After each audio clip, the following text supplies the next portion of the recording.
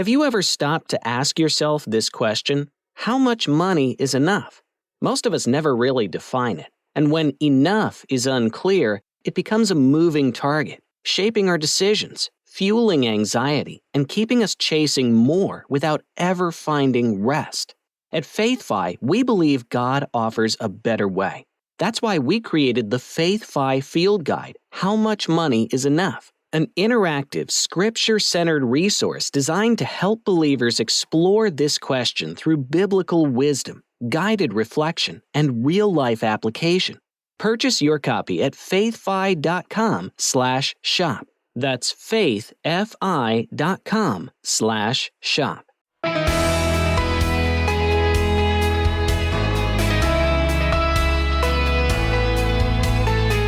Stewardship isn't a one-time choice. It's a cycle that moves from gratitude to growth to generosity. Hi, I'm Rob West. Gratitude helps us recognize what God has entrusted to us. Faithful action helps us develop it, and generosity allows it to bless others.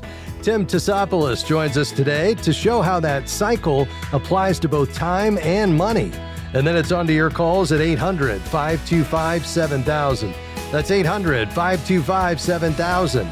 This is Faith and Finance, biblical wisdom for your financial journey.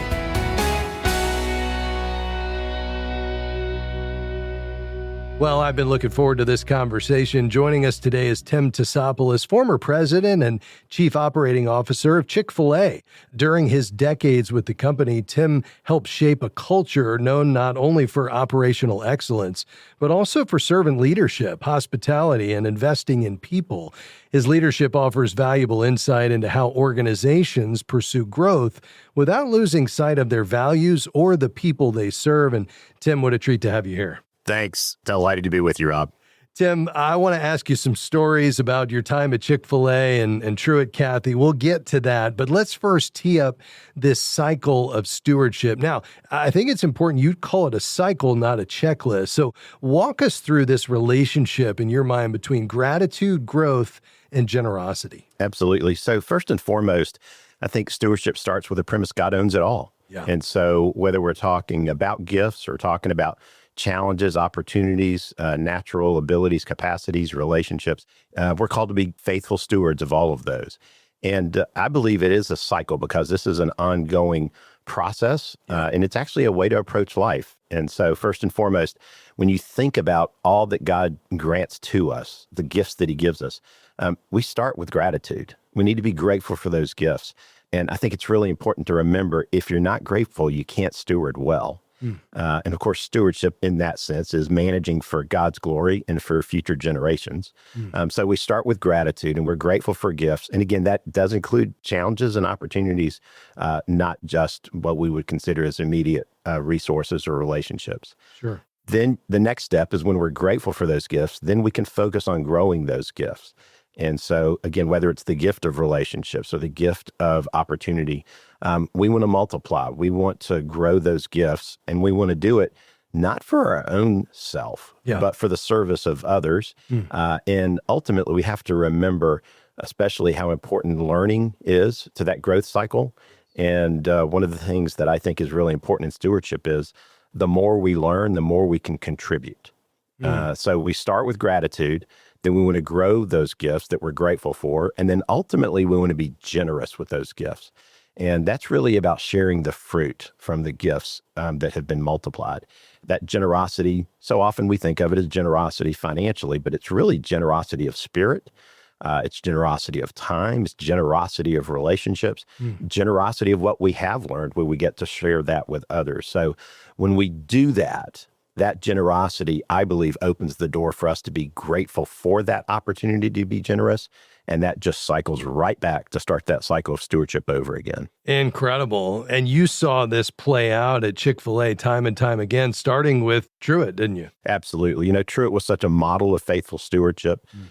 First of all, it's totally encoded in the corporate purpose of Chick-fil-A, which was penned in the early 1980s at a time of real crisis in the business. And the leaders of Chick-fil-A came together and decided in the midst of a business crisis to step back and ask the most important questions. Why are we in business? And that group penned the corporate purpose. And it really reflected Truett's philosophy of business up to that point. But the corporate purpose hasn't changed a word since. It's to glorify God by being a faithful steward of all that's entrusted to us and to have a positive influence on all who come in contact with Chick-fil-A. And so you see from that statement, of course, it has nothing to do with the number of sandwiches sold or the number of restaurants open. It really is, everything about that statement is an others-focused statement.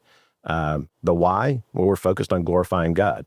We're focused on faithful stewardship. It's not to our benefit, but managing that he blesses us with for others. Yep. And then ultimately positive influence is about impacting others as well.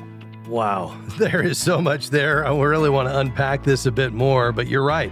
It's a virtuous cycle, and when we get to the end and we're generous, it goes right back to the beginning so we can be grateful for what we have. Tim Tassopoulos is here today. We're going to unpack a bit more this cycle of stewardship right after the break, and then we'll be taking your questions as well. This is Faith and Finance. I'm Rob West. He's Tim Tassopoulos, and we'll be right back with much more after this break. Stay with us.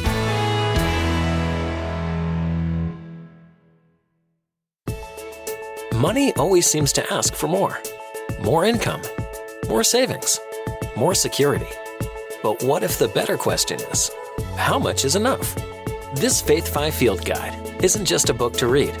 It's a practical guide that helps you prayerfully answer that question for your own life, one step at a time. Order your copy of How Much Money is Enough today at faithfi.com/shop. That's faithfi.com/shop.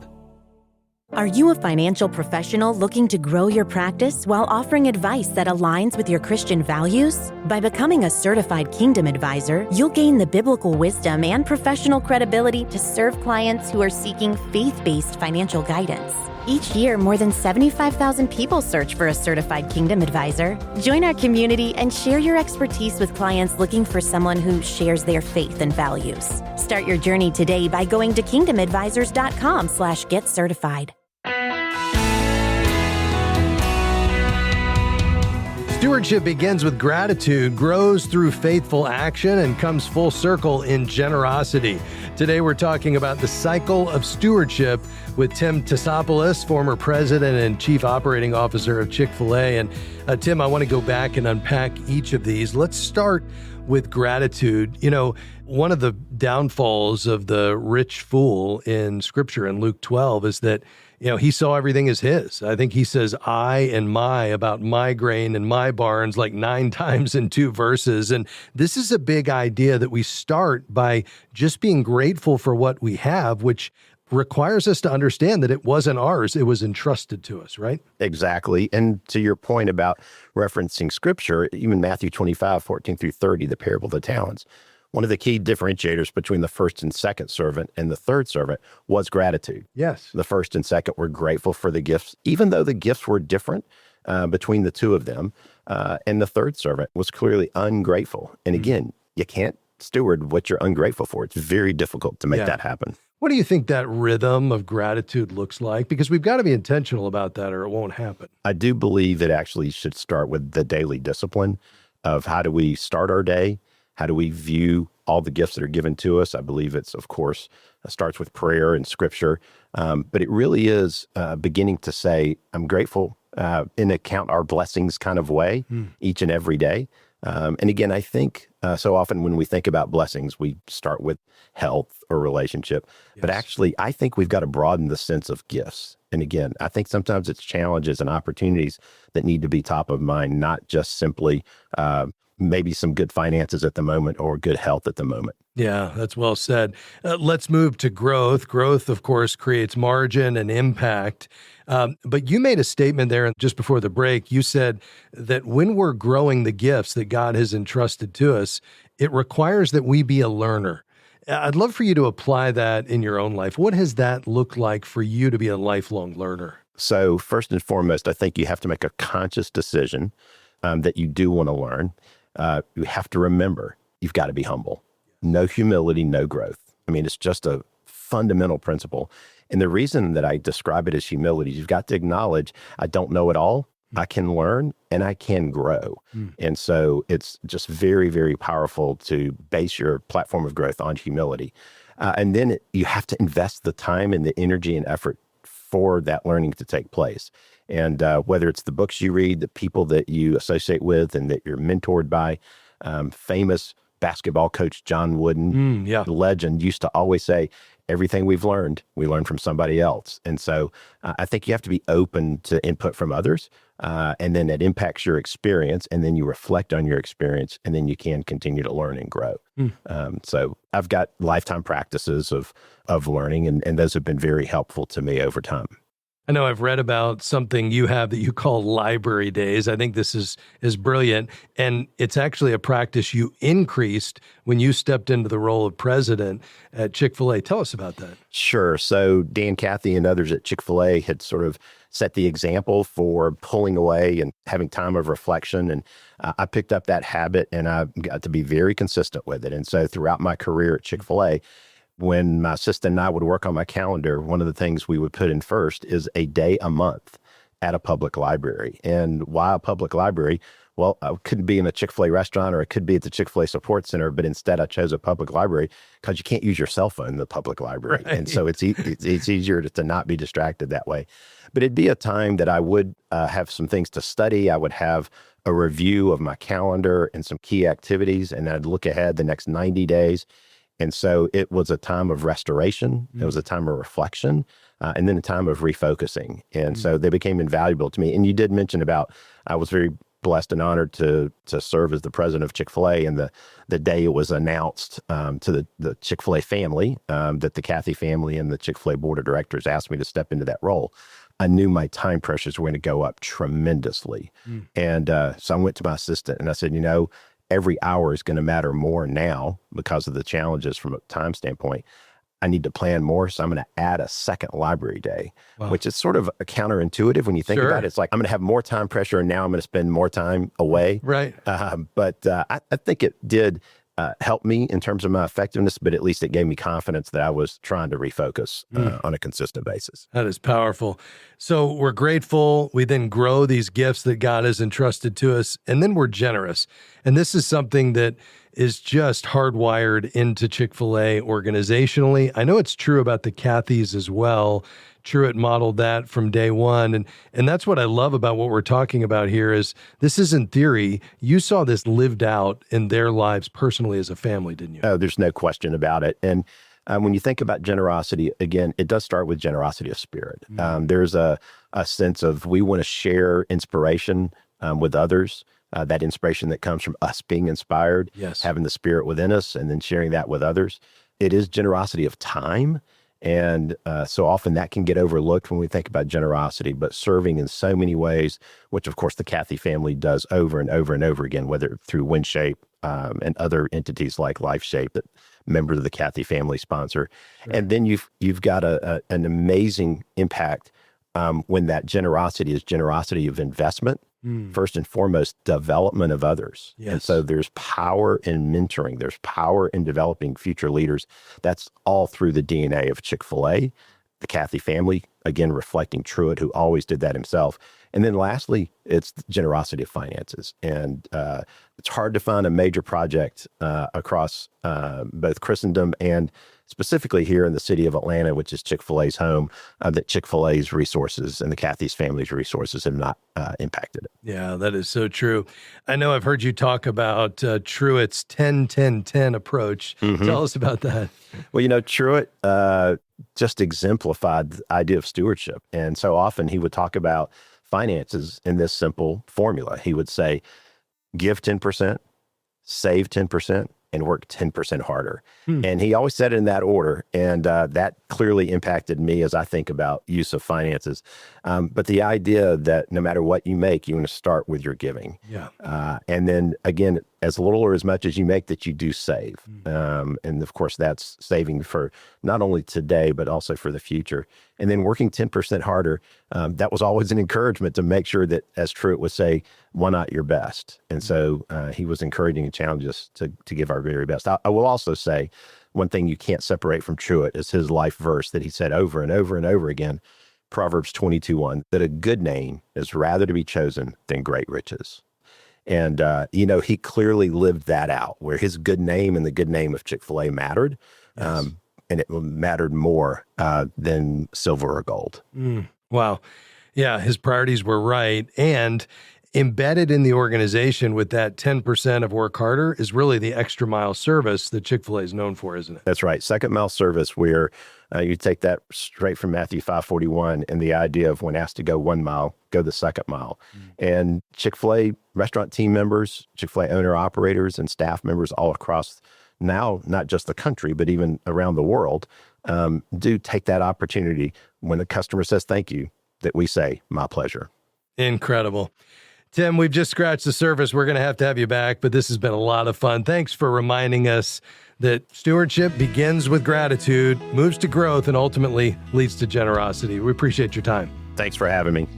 Folks, that's Tim Tassopoulos, former president and chief operating officer of Chick-fil-A. All right, we're going to take a quick break, and then we'll be back with your questions at 800-525-7000. That's 800-525-7000. Or if you'd prefer to email your questions, send it to us at askrob@faithfi.com. Stick around.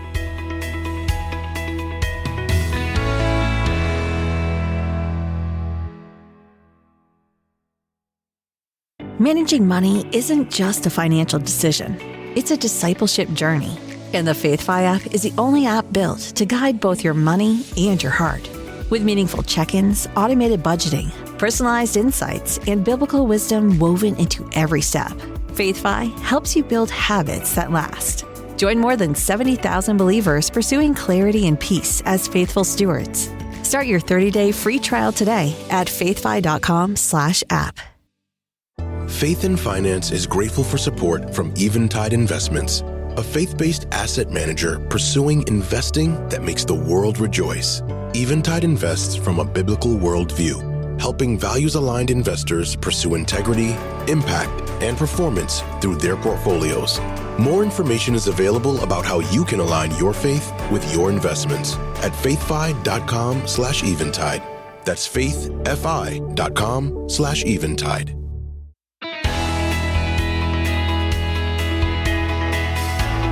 Great to have you with us today on Faith and Finance. I'm Rob West.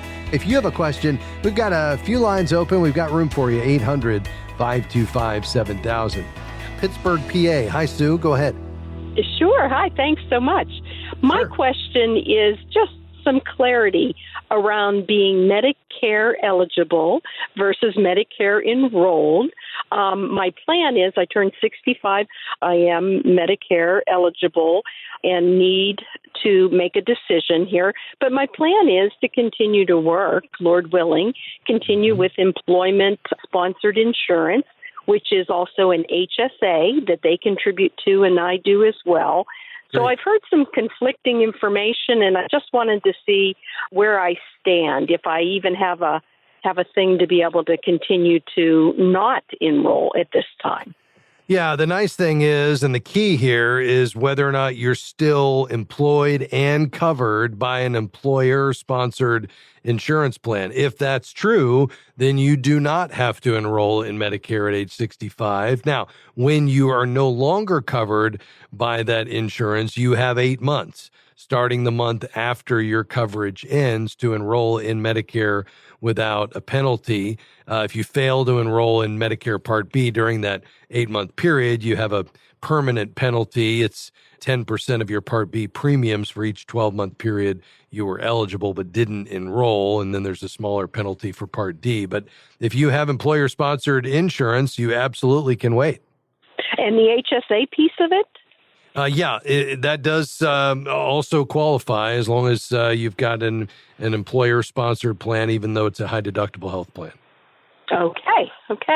And they can continue to contribute as long as I'm not enrolled in Medicare. Is that correct? Yeah, they absolutely can continue to contribute to that for sure. Okay, thanks so much. Appreciate it. All righty. Thanks for your call today. Let's go to Bakersfield. Olga, how can I help? Rob, I actually have, I think, 2 questions. Okay. So currently, I'm planning, and I need to make some repairs to my house.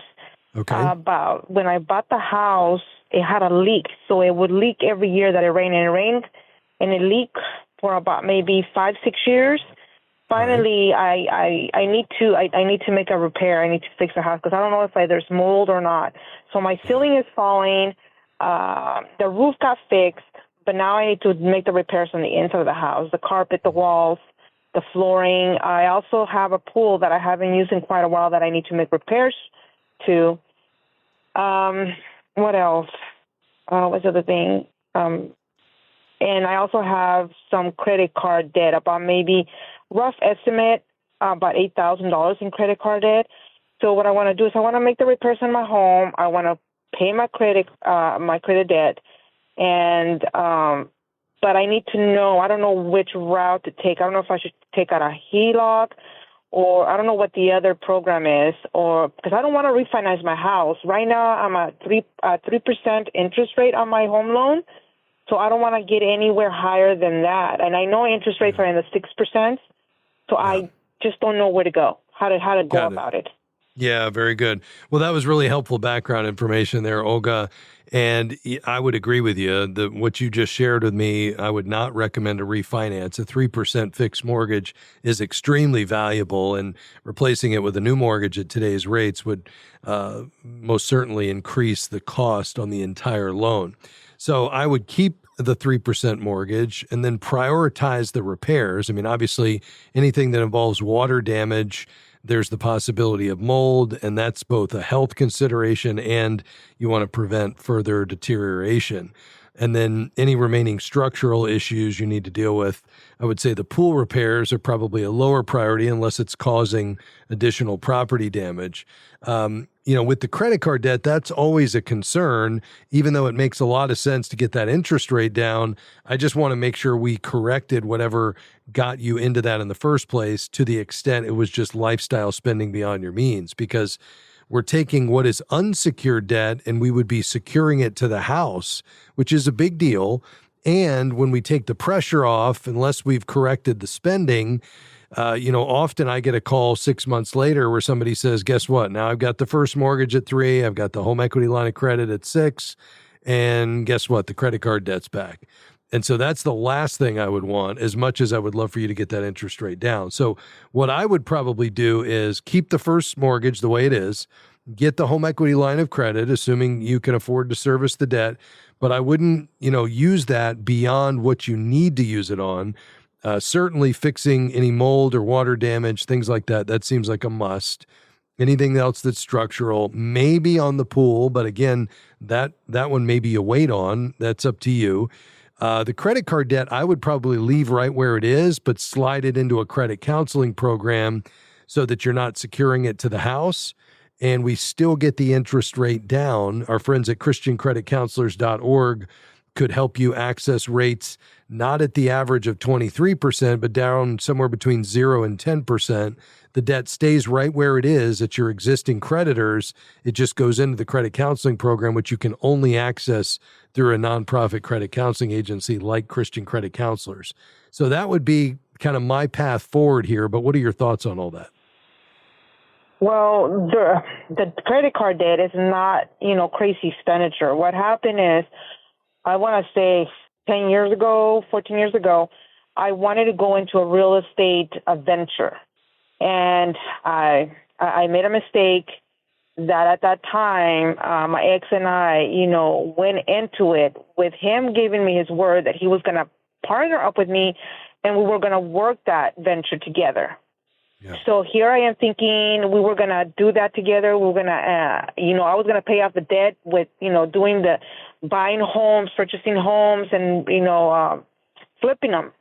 So I was going to get rid of that credit card. So I didn't think I was going to hold that credit debt for a long time, credit card debt. Everything that I paid for that whole course of study for real estate, flipping houses, came out to $40,000.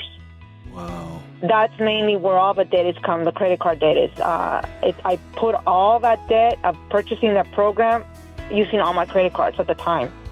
So I'm still paying, and it's taking me this long for me to pay it. Like I said, I brought it down to I can't remember exactly, about $8,000, $7,000 right now, and I'm still paying it. I try to give more than just the minimum. I sometimes give, like, let's say, for example, if my minimum is $25, I send in like maybe $100, $150, $180 to the payment. Yeah, and that's great. I mean, you've obviously made a lot of headway there, and that says a lot about your diligence and just your ability to keep your lifestyle at a minimum. I'd still be less inclined for you to secure that to your home, because if something comes out of left field, now all of a sudden your home is at risk. So I would still take that $8,000 and slide it into credit counseling, get the interest rate down, and you can pay extra the same way. Stay on the line. We'll talk a bit more off the air. Big thanks to my team today. Autumn doing a great job on our phones, Devin, my producer, and of course, Jim Henry providing great research. Come back and join us tomorrow. We'll see you then. Bye-bye. Faith and Finance is provided by FaithFi and listeners like you.